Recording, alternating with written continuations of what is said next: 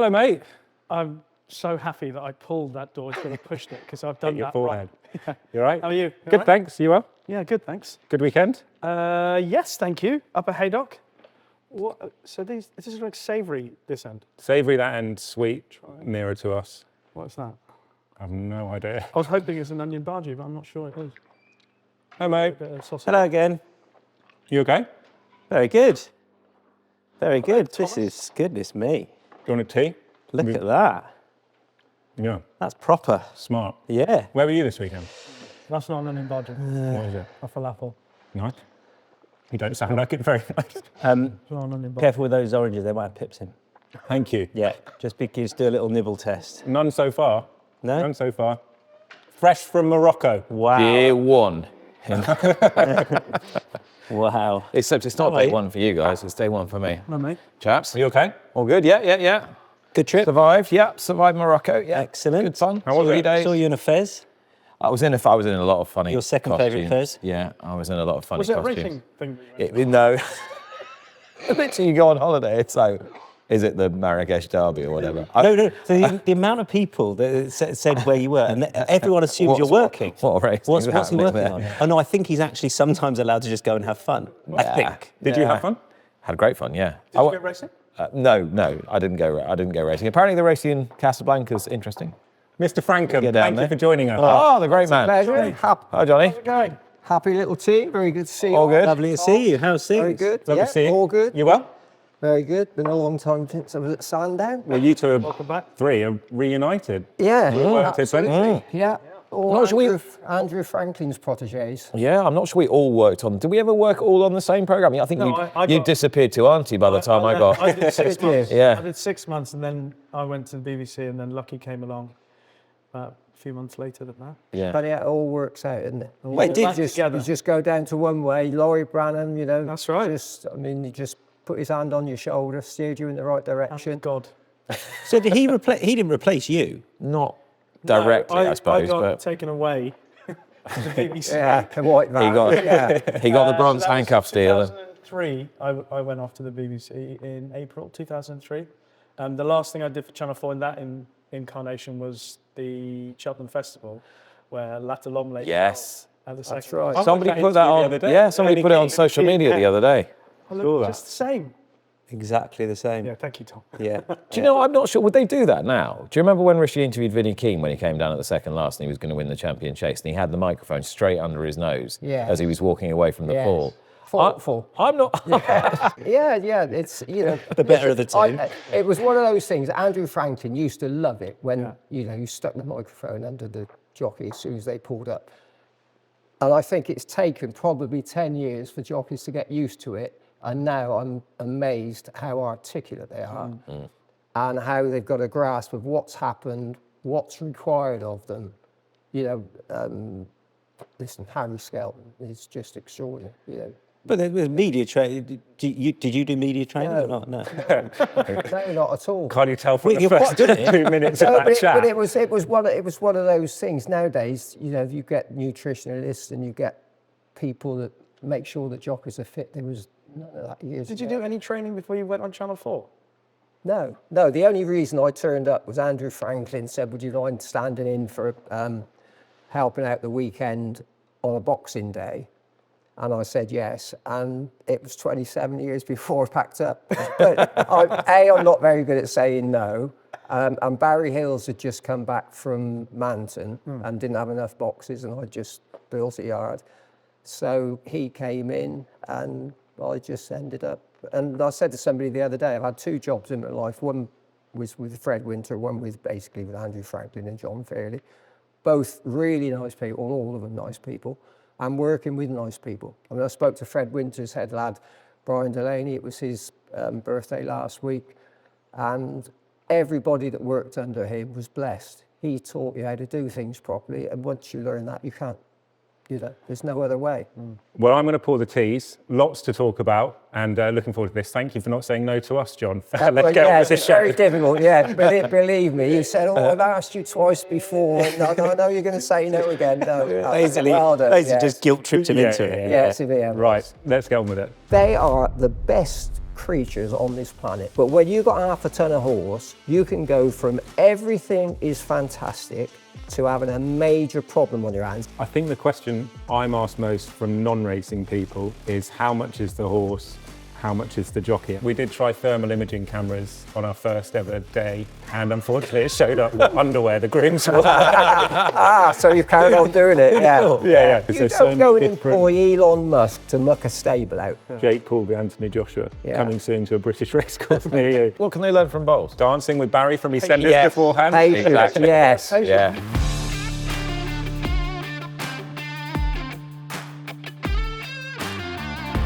Were there Lucky, Rish? Yeah. I imagine working with him would have provided a great deal of entertainment through the years, Yes. and Big Mac and some great characters. Out of body experience, if you grew up watching the show and then suddenly you find yourself not that many years later growing up hosting the show, it is quite a strange feeling looking down the line and seeing you, Jim, Cheltenham, Ted, McCruick, and you think, oh my God, what am I going to do? And all I do is look at you and think, God, how does he remember all of that? I mean, That was then, I was 25 then. So you're talking about the morning line here. This is solely morning line, yeah. Well, yeah, mainly. Yeah. Pretty much. even the afternoon. You know, I can remember going off here and you thought, God, I can't remember 3 things that have won today. And I remember Brett Scott, the first bit of advice he gave me, he said, never let go of your notes. And he said, I was working one day at Market Raisin, and Lynn Calloway, who's the girl in the captain truck who tells you, you know, how long you've got till you go off air, said, it's just 30 seconds till we go off air, bruv. And he said, all right. And he said, I stepped forward and he said, I put all my notes down onto the post, stepped back, and the light came on the camera. And she said, oh, sorry, bruv, it's 4 minutes and 30 seconds. And he's absolutely right. He said, I couldn't remember where we were, never mind we thought it was. And it's true, isn't it? At the end of the day, your head probably doesn't scramble like a human being, but most of it, I think it your does. head gets scrambled. I think it does. Lynn would always count you off air, and I used to think I was really good at hitting the 0 count. Yeah, I can do this every day. And then when she not retired, but when it finished and we had the wash up, she got late in the evening and standing outside having a cigarette or whatever. She put her arm around me and she went, I always used to build in an extra 2 or 3 seconds for you, darling. I thought I was quite good at it. On the back. They still do. Yes, absolutely. There's never been a stop sign I haven't run. No, that's exactly true. Going back to Sandown, I can remember we were just walking along this corridor, and Andrew Franklin said to me, get the runners and riders for the big race on Saturday. And I completely forgot. So we're doing the show, and he said in my ear, oh, Franks, I wasn't in front of the camera. He said, Franks, just get those runners and riders, I'll come to you and give them. And I thought, so I pretended I couldn't hear him. I can remember standing in this corridor, and he said, Franks. I just kept looking around like that. Anyway, there's the Jim McGrath. Of course, Jim knew all the horse anyway. But We've all done that. It haven't we? is quite useful. Absolutely. Yes. Yeah. When you're paddling, just pretend you can't hear. Basically. Or the other thing you can do when you're eared up is if somebody comes to talk to you and you think, I really don't want to talk to them, you can just be like, yeah, we're with you in 1 sec. Yeah. Wow. And then you can just walk away. Yeah, Who knew? that's got the memory. right? There we go. The worst one Yeah. is when Sorry about that. For the graphics, when they're going, who are you with? And I was with Oliver Sherwood when I first started out racing TV, and I wasn't sure whether it was Oliver Sherwood or Charlie Mann. And I go, I'm with Charlie Mann. And he goes, no, you're with Oliver Sherwood. I don't think either of them were best pleased with me after that. That's brilliant. I got to sit in on a Channel 4. Basically, Jim got me work experience. That was the first time I met you. And I got to go and sit in on a meeting before it, and then I spent the whole day with you. And I got to go in there. We were at Newmarket's July course. You remember the box you used to sit in? Yeah. I got to go in there, and Frankie was banned or injured, and he was in there with you. And there I was. How old would you have been then? 25, I'd say. Yeah. Probably was. So it was Yeah. you, Franks, Jimbo and Frankie? Yeah. and it was And you were an actor from the Strongbow Act. unrepeatable for a start. when the cameras weren't rolling. You thought, if I can't do this, I'm a blind man. Yeah, no, I thought, I don't know if I can do this. But the great thing was, after that, Was this before or after you were in the Strongbow commercial? it was after that. It was after that, yeah. So I then left and called Jim to say thank you, and he didn't pick up. And he's called me back, and I haven't picked up. And I have sadly, I don't still have it, basically a 3-minute answer phone message that you guys didn't know you were leaving, and I wish I'd have held on to it for all this time. But it definitely started with you sort of saying something like, what do you think? And Jim being like, lovely lad, doesn't know enough. And I thought, oh God, I better go do some work. Have your opinions changed on Tom, John? No, I just watch it now and I just marvel at the fact. No, I don't. For some of it, I watch the football without the sound on. But no, it's the amount of racing. Yeah. You know, and trying to come up with a different line. Is, you know, really, really difficult when you're doing it day in, day out. You know, I think a lot of that is asked of presenters. Why don't you listen to the football with the sound on? Because other than Ali McCoist, nobody tells me anything I can't see. He's the only one. And there was a very good lad called Rude Hullett, who was excellent. You know, as a sit-at-home watcher of football, I'm 11 years old. I'm still playing football. So I want to see what somebody's done in terms of backheeling it, shifting. You know, that Bukayo Saka, I'd watch him all day. He gets one side of a player better than anybody else. And I want somebody to explain it to me. Ali McCoist is there. He's absolutely, did you see what he's done? You watch some of them and they haven't even noticed it. Because Andrew Franklin used to always say on Channel 4, he said he'd tell you off if any of you ever said, as you can see. Yeah. That phrase, he used to freak out about you. Yeah, add to the pictures. Don't just describe what the pictures are doing. Or it's the longest jump ever. If it's the longest jump, it's the longest jump. You don't need to say ever. And there's a whole, you know, listen, we all used to moan about him because he'd be saying, I think there's a little shadow just on that picture there. But at the end of the day, I watched Nico de Boinville, Django Bay, just came in, and Nicky was obviously talking to somebody else. First thing he said to the lad, Richard, he said, just put his rug straight. Yeah, I saw that. Yesterday, Harry Cobden comes in, nobody there from James Owen's yard, talking to the girl, goes and puts the rug straight on it. They're the little things. People that get on are the ones that notice all the little things and get on and do something about it.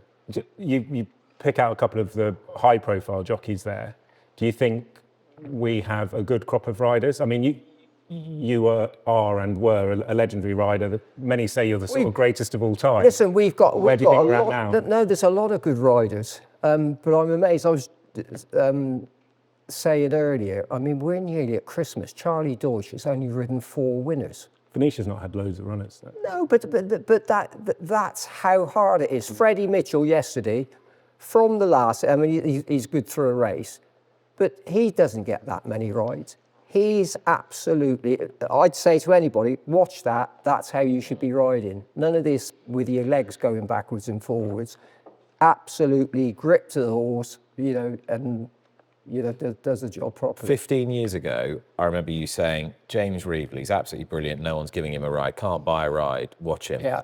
And look what's happened. Off to France, Well, 3 times Cravache d'Or. Because he's got a brain in his head. And too many trainers think that the number of trainers that say to me, I think this lad can ride, and I think you're talking about somebody different to the one I'm watching. There was a lad yesterday called Shane Quinlan, rode a horse called Cheesy Icon at Ludlow, gave it an absolute peach of a ride. He must have been 30, and it's a puller, 30 lengths behind after they jumped a couple of hurdles at Ludlow. It got beaten in the neck or something. It couldn't, anybody else, it would have been beaten out of sight. Gave it a really good ride. He doesn't get enough rides. His brother, Sean, was at Richard Phillips, used to, you know, get quite a few rides for him. And then said, I'm not getting enough opportunities. So went up north.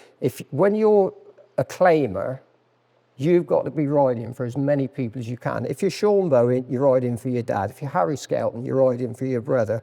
Sam Twiston Davis.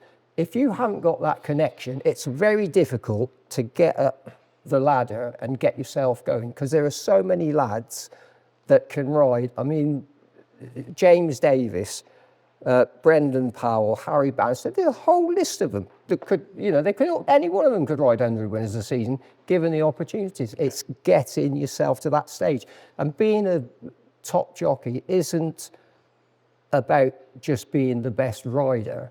You've got to be able to get on with owners, get on with trainers, use your brains, and you've got to have that will to win. I mean, everybody was talking about Sean Bowen the other day on that horse that he won on at Cheltenham. Weighed out. Go back and watch him jump the first 2 fences. And he's a lovely horse, by the way, and he won with his ears pricked. So I think there's been plenty of other jockeys would have won on it. Goes to the first fence, slow ground, slow horse that wants 4 miles. Never a question of, I'll just wait to see what you're going to do. You're going to go and jump it. Second fence, you're going to jump it. And that was compared to sort of, I mean, Sean, in terms of the numbers he's clocking up, and he wants to beat McCoy in a season, he said that this week. But that was, he's earned the comparison to McCoy, and that was probably the sort of example you would use as the most sort of McCoy-esque ride that he's given one. Do you think he deserves that tagline of the next listen, they're very similar. If things have changed over 25 years in terms of the fences. Now, if you say to me, who would you like to ride your horse? I would say Harry Cobden, Charlie Deutsch, over an obstacle. They're absolutely brilliant.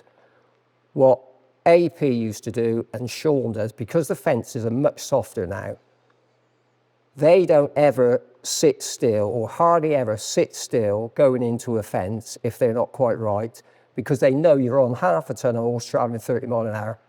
Get in there. They ride him right into the bottom of the fence, Wichita alignment, right into the bottom of the fence. Just push your way through it, which you can do. You couldn't have done it. That horse the other day, that would have been on the ground. Wichita alignment wouldn't have got round, in 1970. But it's a different type of fence, and it's a different type of riding. The Skelton horses, they all jump well. Harry's absolutely, been brought up riding, show jumping every time, and they're consistently good.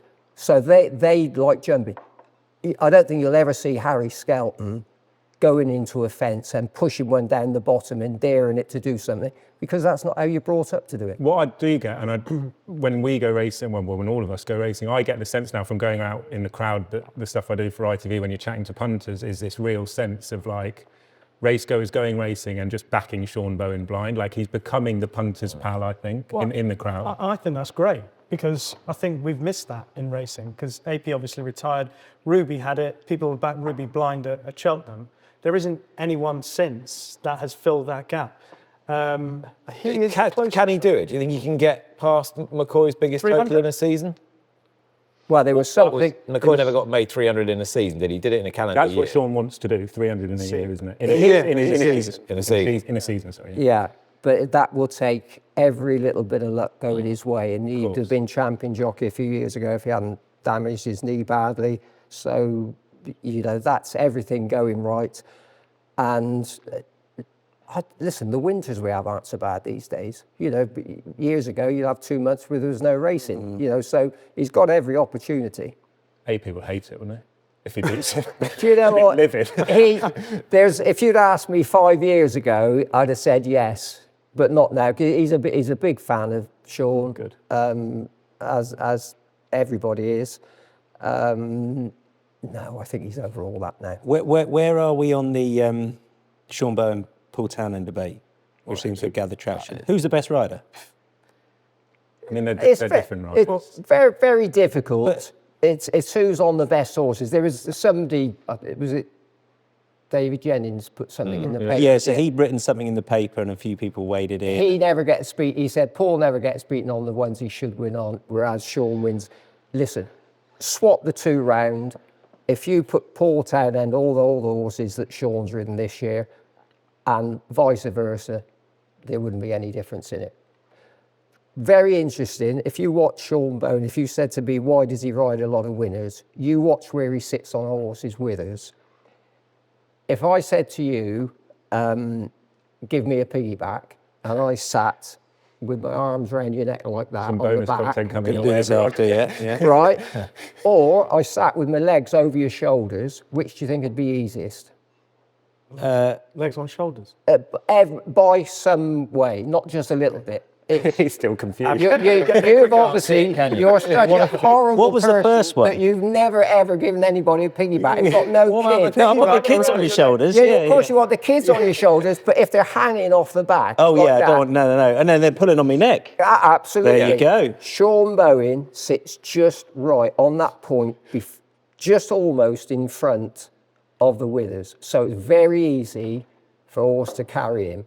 Now, there's been a lot of jockeys over the years, Andy Turnell, Tommy Carmody, who rode very short, like he does.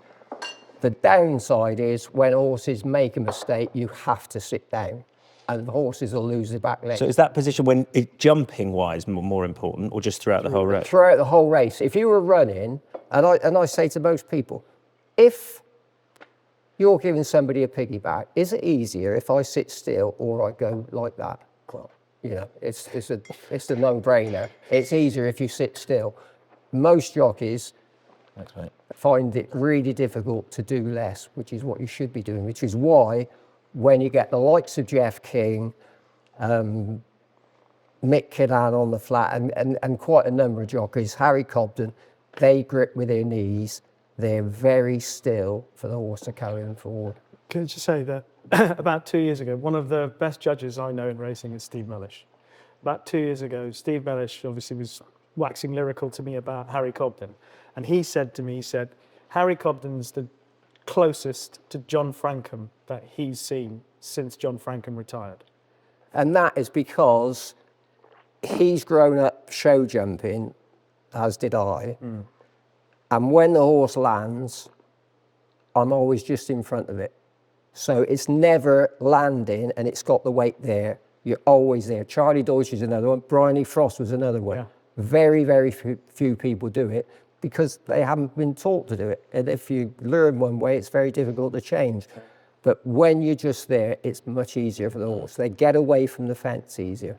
I think the question I'm asked most from non-racing people who come racing once a year, whatever, is how much is the horse, how much is the jockey? And I know it's a question you've probably been asked a million times. But what, don't you find it's often phrased differently? I find it's often phrased with the negative in there of Does the jockey make any difference? The jockey doesn't make Does that the much jockey difference, make do any they? difference? The Yeah. jockey does, and you have no idea. Like, is it? But I get why you don't. But like, all One the of my bugbears in racing is that, say for example, you remember Loch Derg? Yeah. Loch Derg was a lazy so-and-so, Yeah. and he needed Tom Scudamore driving his ears off, and he had a reputation as being tough as old boots.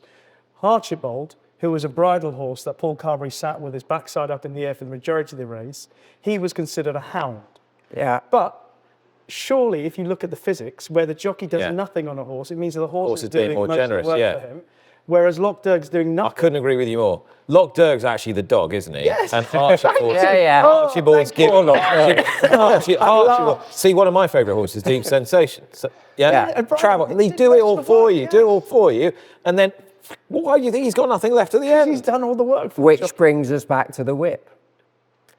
Why do you want a whip? Let's breed horses that want to do it all for you. Put the emphasis on riding. Yeah. As I said, Shane Quinlan yesterday dropped it in. James Reevely dropped it in.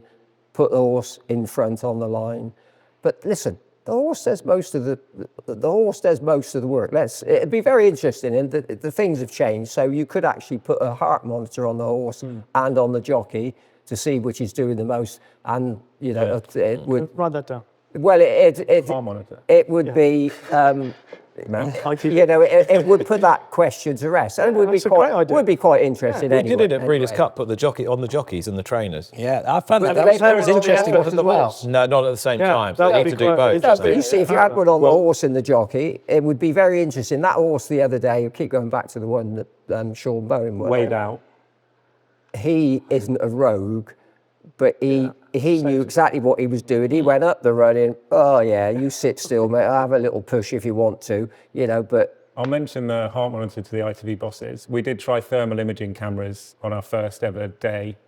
And unfortunately, it showed up with underwear the grooms wore.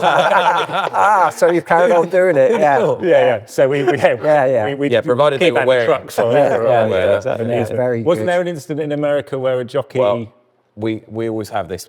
died on it? When I'm working there, there's always a debate in the truck between Jerry Bailey, who obviously rode goodness knows how many thousand winners, and Randy Moss, who's a bit like you and Jim. They have the same sort of chemistry, same partnership, been going for years and years and years. And Randy always says jockeys make no difference. I don't handicap on the jockeys. They're just names on a piece of paper. Never bother about the jockey. Yeah. So Jerry obviously rises to the bait every time. But Randy always uses the example of the jockey who literally died and still won. So in 1923, That is maximum effort. in 1923, there was I think he was called Frank Hayes, but somebody will look it up. He was, because I looked it up last night. Yeah. So he's called Frank Hayes, and I think he was. The beauty of it is, if you look it up, he was either 23, and then it says in brackets, or maybe 35. All right, and he had to weight 12 pounds that day, and he's on this horse that he also trained in a steeplechase at Belmont Park, and he died before the last fence. He actually collapsed, died. He had a heart attack before the last fence. Horse jumped the fence, and he galloped up the run-in and won. But the horse won by a neck with literally a dead jockey on Great it. story, So he always turns around and says, "See, jockeys make no difference. You just put anything on them." Would a jockey stop you from punting a horse though? Would you not back a horse because an inexperienced jockey was riding it? I mean, it's factored into the price, isn't it? People are not back a horse because X is riding it. Yeah. They just won't back. They just people. Some I would there back are a some. horse because of the jockey. Yeah. But Yeah. I would more often back a horse because I think the jockey has got on really well with that horse and gets a really good tune out of that horse. What amazes me, and you'll have all seen it, is the inconsistency between race to race with horses. You'll back a horse one day because it's jumped really well, and then the next time it doesn't jump so well. And it all goes back to jumping the first couple of fences. If you have a jockey that is positive, there's absolutely no reason that you don't jump the first couple of fences well. You've got loads of engine, they might be going too fast, but actually you've still got enough there that you can make sure that it jumps. If horses, they're just different the way that they're built, obviously got 4 legs. If they just put a leg down the wrong way, you don't know, anybody who's had a bad back will understand what a horse might be going through when they just land a little bit skew-if. Makes a big difference. That's why I said Skelton's horses are all incredibly consistent, and you get some jockeys, they get on a horse, Harry Cobden rode a horse that got beaten on, I think probably it might have been round Ludlow yesterday, or it might be an Ascot, but he gets them jumping. And it's invaluable. You mentioned the whip there. Yeah. I know you've been a campaigner to not have a whip. That's one of the things that a lot of people have heard your views on in the past. Whilst we're here conversing, obviously the budget's on the horizon, and I know that for all of us, it's going to dictate probably the next 7 days, certainly the next 48 hours of our lives. So it's nice not to talk about that. It's going to dictate the next 30 years of our lives if we live that long. Won't make a blind bit of difference, will it? But we'll It won't make a blind bit of difference. Racing will just go on exactly as it was before. Who knows? If I was running racing, I'd be more worried about Julie Harrington taking home the best part of 600 grand, and I'd be saying, what have you done for 600 grand? She's former chief of the BHA, not there anymore. Yeah. Was it 180 grand ex? Yeah, so she was getting 370 basic, wasn't she? But it doesn't make any difference. What's she done for it? She's in charge of the BHA, so she's meant to be looking at the finances and where are we going. She should be saying, what on earth am I getting paid this for? What have I actually done? What are you going to put your head under? Your eyes like that? I hear you saying that, but I'm thinking, who has done? Not obviously Julie as well, but who has done? Well, they don't make it right for her. I've said this exactly. about all of them. Exactly. There's been a long line of them. That's exactly Not one of them worth that cup of tea. This conversation has been had so many times. Yeah. You've had well, it. because you've got one idiot electing the next one. But the market sets their price, doesn't it? So if you want X from British Cycling, But who British says that? Cricket, or Who British says that? Eventing, You've or got to whatever, say, what are they going to do? The headhunters come to you and say, well, here are these people, and they say, well, what do we have to pay? Well, the salary, the predecessor was this, and they're getting paid this, so the market says that their salary has to be. Is it not an this. impossible job though? So- Because You there's so don't go many and different. employ Elon Musk to muck a stable out.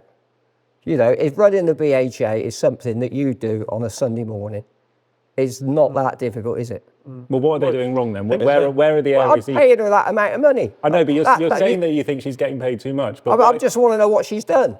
At the end of the year, I think you've paid somebody, if you've got a business, you've paid somebody, they've either stacked the shelves in Tesco's for a year and you're really happy with them. What have you actually done to make a difference? But can you make a difference in that role with so many different? Well, if you can't, why pay her that money? Why not just have somebody paying 50 grand a year? Why do it? I think the point is it's a very challenging role given that there are so many different. That's an impossible role. So why haven't the ones before said, don't need a head because you won't be able to do any good? Isn't it because it's easy to do it the way it's always been done? And that's one of the problems that racing. Well, because you're going to get your money at the end of the year, whether you do a good job or not. It's absolutely it's just not right that at the end of the year, regardless of what you do, you're going to get paid the same amount of money. That you haven't thought about anything, you haven't said, let's try this, let's do that. It's Well, and that's why, and I know chair versus chief executive, but that's why Lord Allen coming in and having the little hiatus where he said, actually, hang on, now I've looked at this, maybe it's not as black and white as I saw it, and actually I'm going to need a bit of give from here, here and here before I actually accept the role. Maybe that was refreshing for him to come in and say, things are going to need to change if I'm actually going to take up this position. He's working 1 day a week.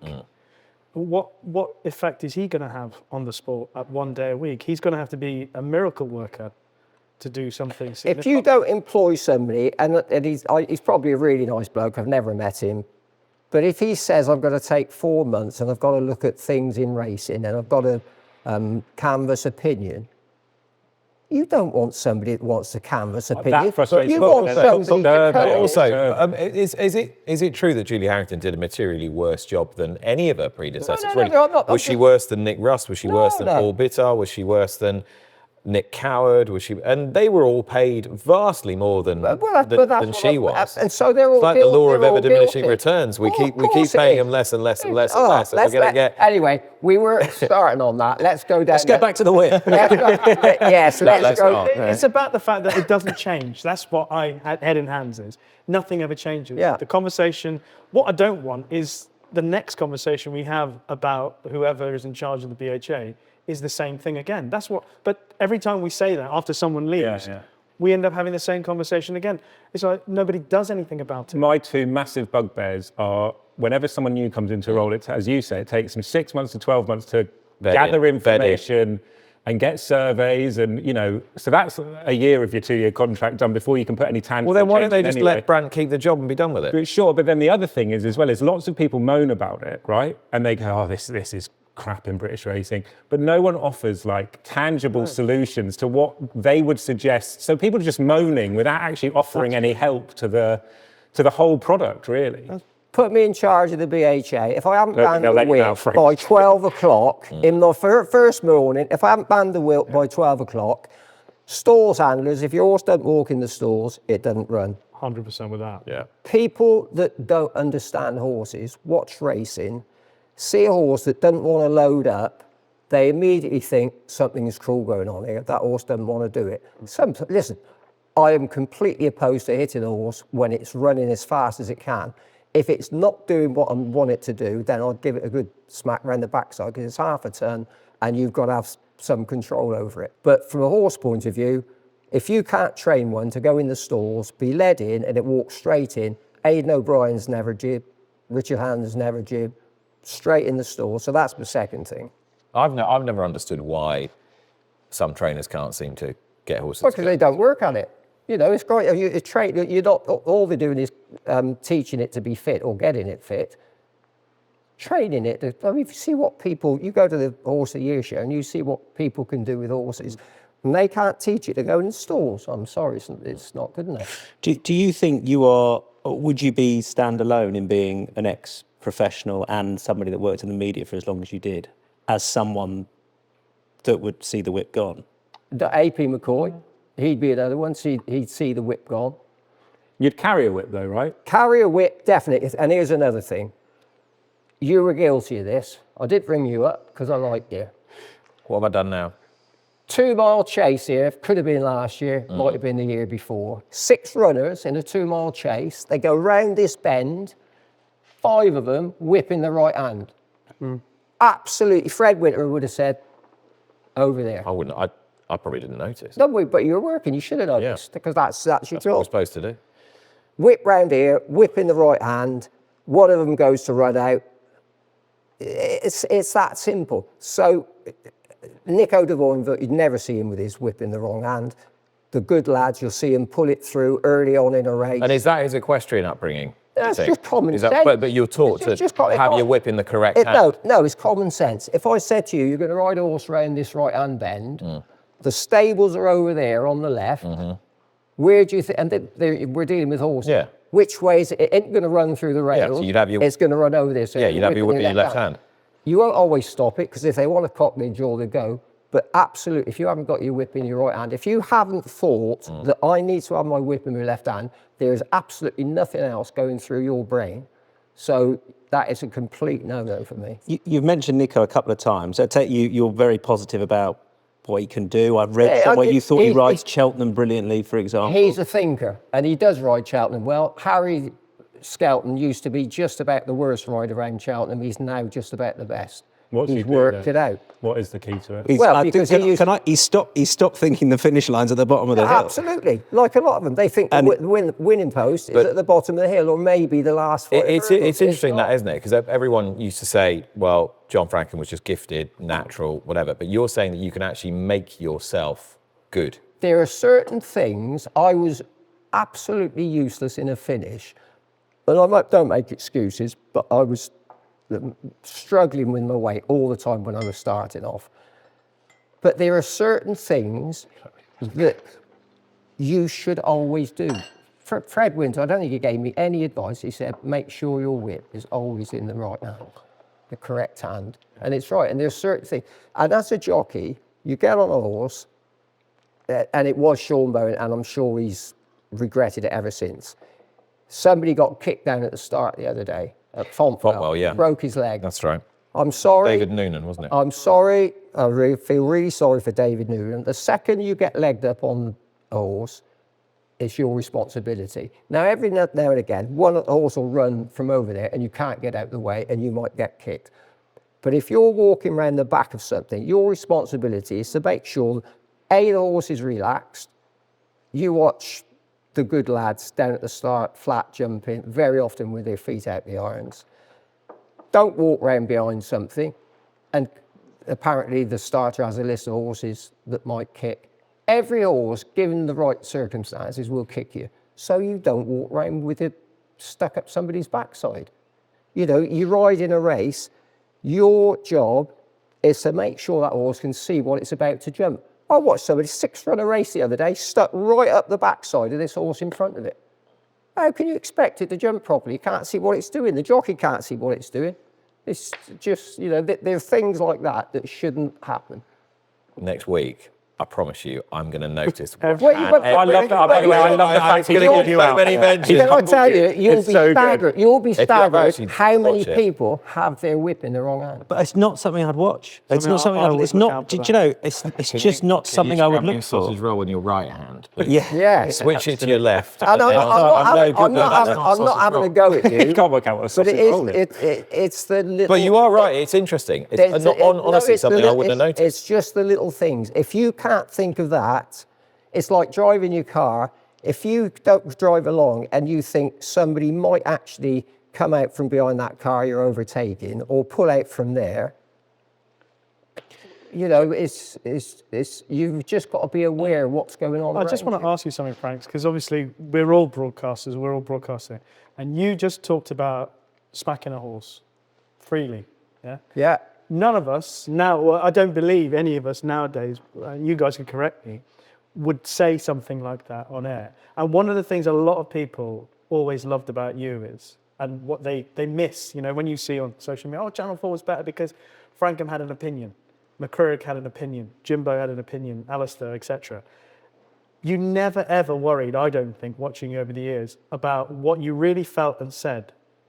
No, because if it's what you feel and you know, I would stand and argue with anybody that I'm right about hitting horses.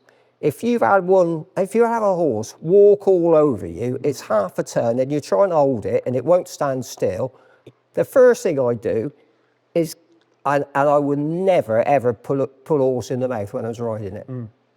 That is a complete no-no. But I'd certainly get a good smack on the neck or on the backside, because if it's like a dog or anything. If you've got if you've got no control over them, you're absolutely knackered. And you're dealing with something that's half a ton in weight.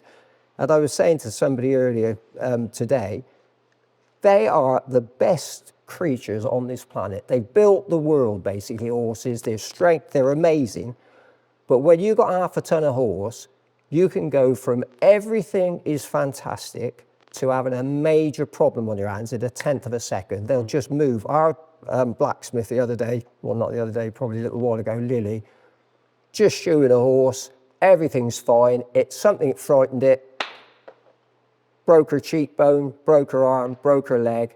Because they're, you get them in a confined space, you've got to have some sort of control. The optics of it aren't, even when you're sort of explaining that, I think 50 years ago, you could probably use that language, 20 years ago probably, whereas now, even when you're explaining that story, sort of doing that and being quite aggressive in the sort of body language, a lot of people go, he's not the only people who know. Do you remember the Charlotte Dujardin incident at the Olympics? Yeah. I was sent by the BBC to ask people to canvass their opinion. No one wanted to speak on camera about it. Horsey people.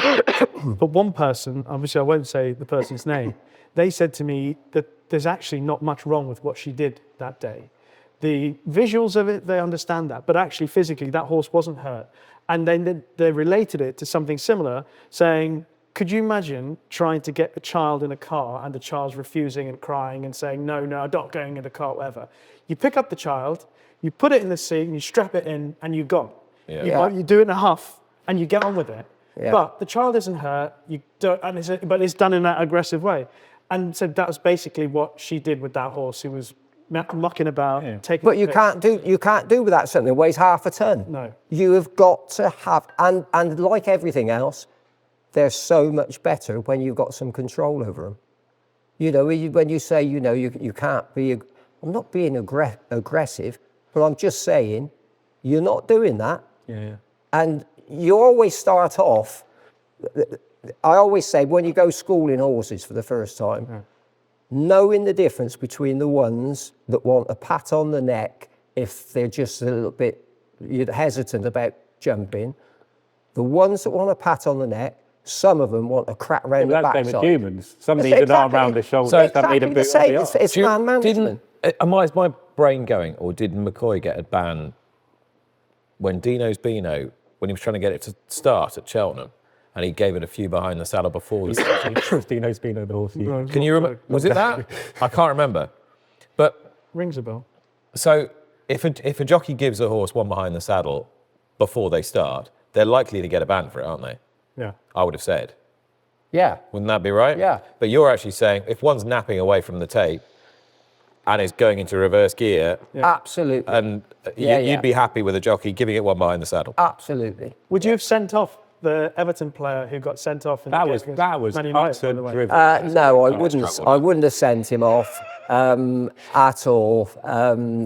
And while we're talking about football, if you want a really good listen, an hour and 40 minutes of Jurgen Klopp being interviewed is absolutely amazing.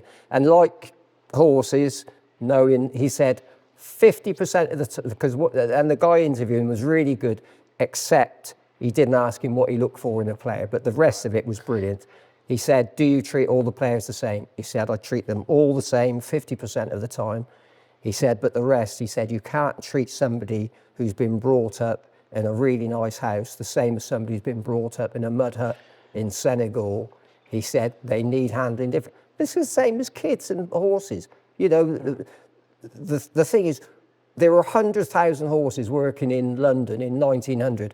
They did everything. Everybody saw horses. They realised what amazing creatures they were, how strong they were, what they could do, fast, strong, whatever. People don't see it today. And it's the same as humans. They expect all these people to go. It's like running a farmyard and saying, oh, we're going to have the pigs and the cattle and the chickens and everything running in together. You have mayhem. You can't let them all run together. You can't have a Rottweiler and a Poodle, are both dogs, are completely different. You cannot let them go in the farmyard at the same time. Otherwise, you're going to have trouble. And it's exactly the same with people. I let my two schnauzers run in the farmyard with my brother's chickens, and it didn't end very well at all. Oh my For God. the chickens. Yeah, there aren't any chickens left. Yeah. Yes, but you see, you have. She said, well, his wife said, oh, that'll be fine. Yeah. Chickens. I said, he's never seen a chicken before. What's he going to do? I've got to say, I could have told you were looking for trouble there. You know, that hasn't come as a surprise to me. It didn't go down well. We don't take him down there. I stayed at an Airbnb once where they in the welcome pack, they had the pictures of the chickens and they had them all named. Anyway, I came downstairs one morning, big see-through door, came downstairs and there was Artie running around the garden with the chicken in its mouth. Did it Did you survive? revive the chicken?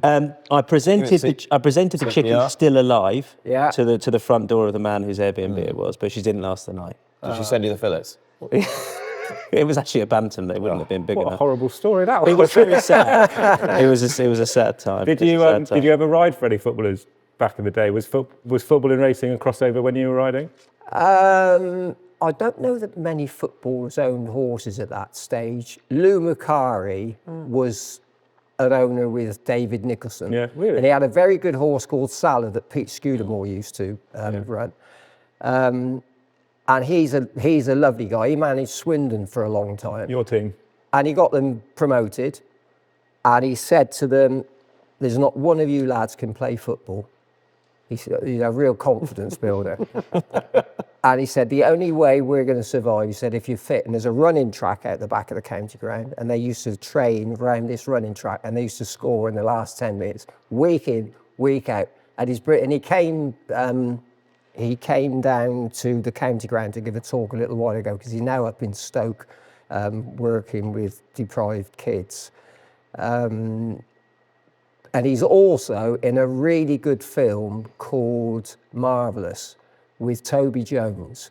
And it's a true I'm story. going to say Toby Maguire then. No, so you know Toby Jones, the actor. Yeah. So Oh, Lou's actually acting in it. he didn't act in it, but he was in the film. Right. And the reason that the guy made the film was that he was listening to Lou Macari being interviewed when he went to manage Stoke, and the interviewer said to him, who's your best signing be? And he came up with this guy's name, and the guy said, I've never heard of him. And he was an out-of-work clown, Toby Jones in the film. No, this is a true story. Out-of-work clown who he brought into the dressing room to create some humour and to make it a better, more into, got them all into the ethos. And they actually, at the end of the season, they had like a charity game, and they let him play in it. And he wasn't quite the ticket, but it's a brilliant film. It's a true story. That's Lou Macari. So he was one of the few footballers.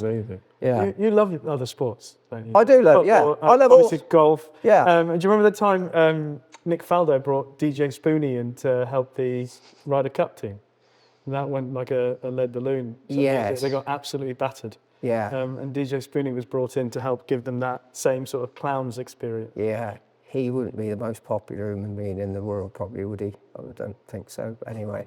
And it's a little bit like... Spoonie. What is Spoonie? No, the other one. But it's a bit like... The Ryder... See, going back to the Ryder Cup was brilliant. Yeah.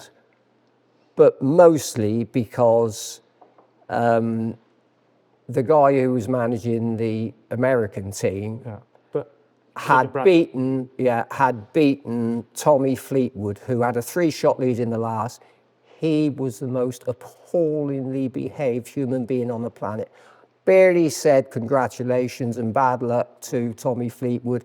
Completely the opposite. If you turn the two situations around, I was absolutely. And at I was that stage- more pleased. Tommy hadn't won a PGA Tour event. Hadn't At won that any, stage, and had he? hadn't won anything. He behaved impeccably, and if you turned it round, you'd have been looking at two different people. So that was my main reason for being delighted we beat them. I think people in racing are actually quite well mannered by comparison, aren't they? Oh, it's brilliant. You listen to They're quite good sports. yeah, and like if you sat and listened to Dan Skelton being interviewed after Grey Dawning won on Saturday, he was absolutely spoke for 10 minutes, articulate, gave a really good insight into what's going on. I've never been up there, but everybody says they're absolute grafters, the pair of them. The lads have the best of everything. Were you saying that in jest a bit? No, I wasn't saying No, not really. I think in racing, because it's actually, actually you could probably count the examples on the fingers of one hand, couldn't you? Where you think, oh, that's a bit, Yeah. that's a bit average. Yeah, and whereas most in most people- sports, it's every week. Yeah. Most people are really good in defeat. But listen, with horses, You know you're going to land on your ass you anytime have, you soon, have a don't lot you? more defeats than successes. Can racing learn anything from? I know you love your golf. You play paddle as well. You've got a paddle court at your house. Is that to I'm make bad at everything. Is that to make money in Lambourne? No, Sell the slot. No, no. Can we learn from other sports that you follow? And is there anything obvious that we're missing out on? Do you reckon? I think more than listen. I'm not into social media. I think what racing needs to focus on is the fact that it's got an animal at the centre of it, and you've got to say, this is what we've got, not looking at what everybody else has got. And I think you'll do a lot better in terms of that. I'm amazed. I know the race courses get lots of stick, but I'm amazed you did something from Cheltenham the other day, what they put on to get race goers there and to look after the kids and do everything else. You walk into Sandown, everything, you've got the Christmas trees up. I saw John Holmes the other day, who runs Chelmsford. They have 400 people there on a Thursday in to have a lunch. You've got to look after people, food and drink wise. More than anything, I hear complaints about the cost and the quality of the food and drink. And if you're going for a day out with your mates, I mean, look at Cheltenham, it's invariably packed. Most of them, young people, just having a good time. A couple of lads came up the other day and I was saying, they'd been to Cheltenham, do you have a nice time? They'd gone for the drink and just to have a good time with their mates. So the price of the drink and everything is trying to get them to appreciate what the horses are doing. Yeah. I mean, because your regular stints around the world, but he says it in jest, but you see it all the time, particularly in America and Australia. I think people... You see what is put on in between the races almost with, I know they're doing it over here now as well with these Friday nights, but DJ sets in between the races, the experience, not necessarily what is taking place from flag fall to finish line. It's the experience of going racing, which they seem to be investing in. Yeah, but I think customers are customers wherever, aren't they? And they want to be looked after well, and they're not going to withstand a crappy experience if they're paying top dollar for entrance to start with. But you know what I mean? You're talking about so the interest level doesn't dip in an era of there's so much competition. 1 minute attention span that you can't wait 28 minutes or 35 Ollie and I minutes went to the to- next race. but- What are they putting on in between Went to time? that. Yeah, I think you've got to say, they're not our audience. We want people that, are interested in the horses. I often say a lot of people that enjoy doing crosswords would love looking through form, because it's a similar sort of thing, isn't it? So do you actually need to invest Solving a your puzzle. time in it a bit? Yeah, there's more to it than, listen, having a bet, I'm a 10 and 20 pound gambler, but whether it's football, golf or whatever, it makes it more interesting. And the more you get into something, the more you see. And it's just giving people the opportunity to get into things a little bit deeper, I think. But you need to cater. You need to cater across the board, from young to old and in between. We went to watch. Do you remember the LA Lakers Clippers game in LA. the crypto arena? Yeah. That's in LA. Ollie had promised us. He said, "I'm going to get you courtside tickets. These tickets are really expensive." Yeah. We had 2 rows behind us to the wall. Yeah. We were miles How away. far back were you? Yeah. We had literally the Yeah, highest. but that is like There was just 2 for more context. rows That is before the wall. We were about 100 and They were the worst feet. because you get We were Like thinking, 2 rows. They cost a lot of money. So you needed They binoculars did cost to a see. lot of money. It did cost a lot of money. But all the way through that, Bastard. I did pay you the money. Yeah, fair enough. All the way through, from start to finish, every time there was a break in play, There was something. there was interaction with the crowd. There was somebody on court talking to the crowd. We spoke about it then, didn't Yeah, and we said that, and I know racing is a very unique thing, how it's prepared for the horse and they're at the centre of it. But in between, there's almost like a lack of interest in providing really strong entertainment in between races we? for the people on the course. That's the one thing I've been pushing for really since we came back from that, because there's 25-minute gaps between races and there's quite a posh voice going, non-runners in the next race are 3, 4 and 5. Yeah. The other thing is as well, to get to your point that the animal is the star, we as a sport are saying we want everyone to come, we're inclusive, this is a sport for all. Yeah, if you can't afford to pay the top dollar, you can't see the horse in the paddock. Well, this is it. And actually, this was one of McCurrick's things. This was one of his big things from years ago. No, always, anytime they redeveloped a track, and they put the paddock behind the grandstand, he'd go mad. He'd go, "You've redeveloped this. You spent this many millions. You stuck the paddock behind the grandstand. Yeah. If you want to create theatre, grandstand, paddock, racecourse, you should actually be able to stand in the grandstand, theoretically. There should be nothing behind the grandstand. You should be able to see everything What big from sitting tracks? in the grandstand. What? Doncaster, paddock Donny, in front of the yeah. grandstand. Ascot, the old jumps paddock used to be in front of the grandstand. Yeah, It's gone yeah. now. But the point for me that really Epsom, no frustrates me change. It used to be. Yeah. is that we're championing being a sport for all, being inclusive, etc., and yet we're literally boxing people in different stands based on what they can afford. I know from when I came racing, and obviously I was fortunate to go racing with my uncle and my grandparents, I was able to get in the paddock. I know I'm from a privileged position, but it really frustrates me. Apart from Cheltenham, which is kind of wanting... What captured me was hearing the hooves, smelling the horses, getting up close to a finish, and then I had the bug, and I was away then, and we need to give that to more people, I think. Smell is the strongest of all your senses. You go to a horse sales, anything, it's absolutely one of the first things I do, getting people closer to the horses. Absolutely. Whether you have all of the horses that have already run, so that when you come into the race course, you go and buy them. And I went to give a talk at a racing club the other day, and at the end of it, I said, surprised, I said, how many of you actually go racing? 80% of them go racing regularly. I said, what would you like to see going racing? One guy stands up, he said, I feel isolated. He said, I could do with something, so I've got a commentary so that somebody says, right, the runners are down in the pre-parade ring. Number 4 is the horse that was bred by so-and-so and so-and-so.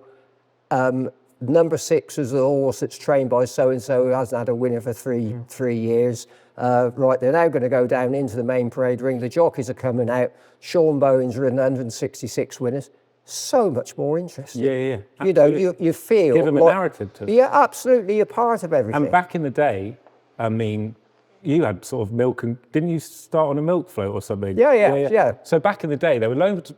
People had access to horses way more than they do nowadays, right? And the horse is the most wonderful, beautiful, brilliant animal. It's sort of transformative in many ways. But nowadays, people aren't getting access to the horse like they used to. So let's take it to people. We've got to be less arrogant, I think, as a sport, and take the horse, because once people interact with horses, their world kids as well. Kids want Oli to get close McPhail's to brilliant. Yeah. Oli McPhail's Racing brilliant. for schools. Racing for schools. Newbury are lucky. They've got a track goes right round the inside. And I said, why don't you get a trailer on the back of an Arctic, put 60 chairs, screw to it, facing the middle of the race course. So this weekend, this is going back years, I suggested it, this weekend, you'd start off with 60 people facing sideways, and you've got the coral gold cut, and you're following round, you're doing 35 mile an hour, you've got the wind in your hair. It gives you a real feeling of what's actually happening. Absolutely. Can you imagine? It would be so great. Even, you know, you go to the Open Championship. everyone's got a little radio to keep them informed of what's happening. That would actually be better. Why can't we have one of those on every race course? But that would actually be better than some of the stuff that does come over. I can understand. And you probably just tune in through your phone. To be fair, Cheltenham actually did all right with the Race IQ jockey data before a race, and York are very good at it actually with like jockey videos trying to drum up. William Darby's quite forward thinking in that sense, which is great in all senses really for William. But Cheltenham, you know, there are a few examples that are very good, but there's some that are so lacking. I've said many a time that, you know, there's not enough communication and interaction between all these other major events and major sports and learning from each other. You know, people from racing don't really go and engage with other major, whether it's Wimbledon, the Open, football stadiums. There is some, yes. Are you just rattling off sporting events you present? Yes. Bowls? What about bowls, Rishi?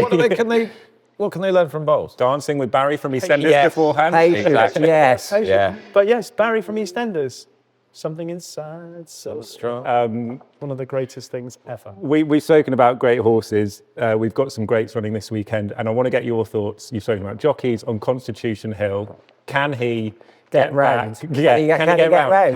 Can you get a That's horse what- who's had serious jumping issues? Can you teach him how to jump again? Because that's what Nicky and Nico are going to have to do. So he does what you call stepping. And horses, very, very occasionally, you get show jumpers that will do it. And at Hickstead for the Derby, they've got a fence that goes away from the collecting ring, and it's got white poles, I'd say a 4-foot hedge, white poles at the back. Very often you get, not very often, but it'll happen every year, where a horse goes to jump it and it sees it and it goes to put its foot in it and then lifts it out and it'll, you know, demolish the fence. Not the end of the world. What Constitution Hill does is he's indecisive. He just gets to a hurdle and suddenly, because he's lost a bit of confidence, he'll suddenly come up from anywhere. He knows that he's not sure about what he's doing. Now, I don't know what Nicky's been doing in terms of educating him. You said he schooled him loads. But isn't it so it's the padded hurdles that he does, that he is. That's what they're thinking. Yeah, so it's since they were. Don't make a blind bit of difference. Since they made, well, Nicky thinks it does. No, don't make a blind bit. He thinks it's the padded hurdles that's caused the indecisiveness. Now he doesn't school him with the padded hurdles at home, does he? No, but he's Didn't been he have given taken- access. So he's been given access to them. So he thinks he's been using the padded hurdles to school Yeah, him. don't make a blind bit of difference for horses when they're paddling at things. So can he come back? Pardon? You think he can come back?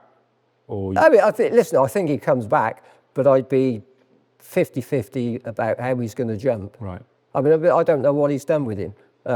If you'd said to me what you do, I mean, he might have schooled. I'd have definitely schooled him over fences to make him think a little bit. But he did before Punchestown, and then he jumped big. That was what they pinned him. You spoke to him yesterday. What did he say? In fairness, at Punchestown, he didn't even want to line up. No, he didn't. He didn't. What did he say? You spoke to him yesterday. Yeah, he said they'd schooled him.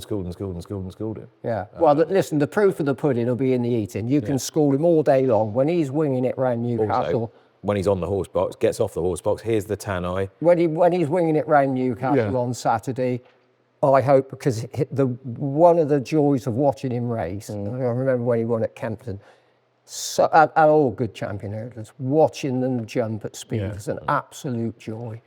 And so I hope that he's... It's some race, isn't it? New Yeah. Lion. Yeah, I just hope he's Constitution absolutely Hill, back to his and best. Sedan, is he? I mean, it's going to be a I problem. wouldn't be tracking him, put it that way. I know you. Right, yeah. Well, You that's, know, and no jockey would they? Well, as you don't know, yeah. Yeah, we'll be Well, lucky. I thought they think would not. make the running with him because, do you remember, I think Nicky asked Nico if he wanted a pacemaker. Yeah. And Nico said no. Obviously, Nameen Lyon's been supplemented, but I thought they might make the running with him, go back to how they rode him in the Christmas hurdle, and just let him get on with it. Yeah. But You're not going to know till he lines up, but gut feeling wise, I think he'll get him back. So do I. I know what he is for the champion hurdle. He's about this 5 weekend. to 1, 11 to 2 for the champion, but I don't know what he is this weekend. I think he's. You take a chance on that, wouldn't you? Yeah. Yeah, I think. Look, he doesn't have to get back to his best to win this weekend or win a champion hurdle. I I'd don't rather think. back him for the champion hurdle than back him for this weekend. Yeah. Just take a chance. Because now. if he goes and wins, then Yeah, he's going to be 11 favourite. to 2 is a good price. Yeah. Nicky's done it with Sprinter Sacra, got him back, different circumstances. He's going to have to a certain extent, do it with Sergino. Where would it rank for Nicky's training performances if Constitution Hill comes back this year? All the horses you're talking about that he's got back didn't have the problem this horse has got. So for that reason, this horse has got a jumping problem, and that's what he's But his got. jumping He's problem got- isn't here. His jumping problem is in his head. So he's trying to have to. that's what he's got to him overcome. physically to jump and psychologically. he says he's never looked better. I certainly wouldn't disagree with him Looks longer, apparently. on that. Really? Yeah. By a long way. He said he looks longer. Yeah, he might do. He might do. I don't know. There's another thing. How about having races for horses of a certain weight or a certain height? I love the grey race. The all grey race at Newmarket is brilliant. So under 16 hands, All under 16 hands steeplechase. and all between 450 kilos or something. It's just a bit of fun, wouldn't it? Anything where the conditions are more specific is more entertaining. Yes. Jake Paul, Anthony Joshua, Yeah. coming soon to a British racecourse near you. Yeah. John, thank you so much. That was brilliant. Pleasure. That's flown by. Yeah, it has flown by. Yeah. Great to see you as Very, always. very And, good. Fingers crossed for the 10, weekend for it. 9, Yes. 8. I'm genuinely terrified. I'm genuinely terrified, genuinely. I don't have talk that. I'm fine. I was, when you are watching racing TV or ITV or whatever it is, you're on so many things, or listening to his podcast, I genuinely worry to think what you actually say About what, us? about He's been very nice. very critical. To us. Nothing yeah. he wouldn't say to your face. Yeah, that's Yeah, yeah. I don't know, he's been As we quite found nice out, to him right? so far. No, He did. one of the most honest Yeah. people. He didn't ring you when you didn't pick up them going round the back with all their sticks in their right. Nobody really. Yeah, but you tell him. Do you know what? That's because I'm kind. I thought because I know that He it, looked I know after that me. it would annoy He him. looked after me for He's- that. he's- Those many yeah, years. yeah. His old habits He's die a hard. wasted talent. We all know. Frank's did. He's he underappreciated, didn't isn't always he? look up. The late Gilly Cooper, God rest her soul, came on the morning line once, and we did that little quiz at the end, and you'd spiked up the set of cards.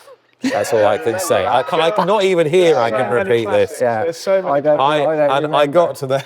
I was asking her all these questions live, and I got to one. I'm like.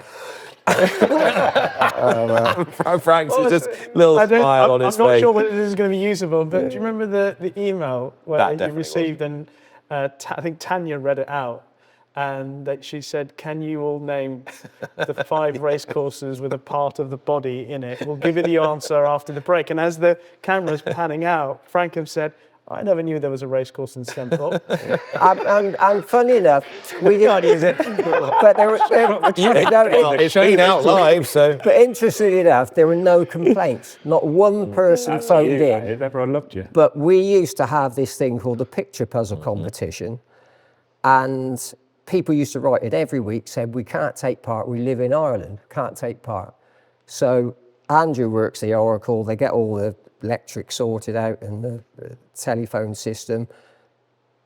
Make sure that you tell people that if they're watching from Ireland, they can enter this competition. I said, if you live in Ireland and you know how to use a telephone, I said, this is the number for you to ring. It's a throwaway line. It's a joke. No harm. The switchboard is jammed. The fella, Michael Gray, phones up and says, make sure he apologises straight away. So I get back on and I start smirking, which you would halfway through doing it. Gets back on again, make him do it again. I said, if you haven't heard it for the first voice, I mean, what a load of fuss about nothing. Okay. Thank you very much. Please like and follow and subscribe at the Paddock UK. But yeah, great to see you, and see you on the golf course soon. I'll be there. Thank you.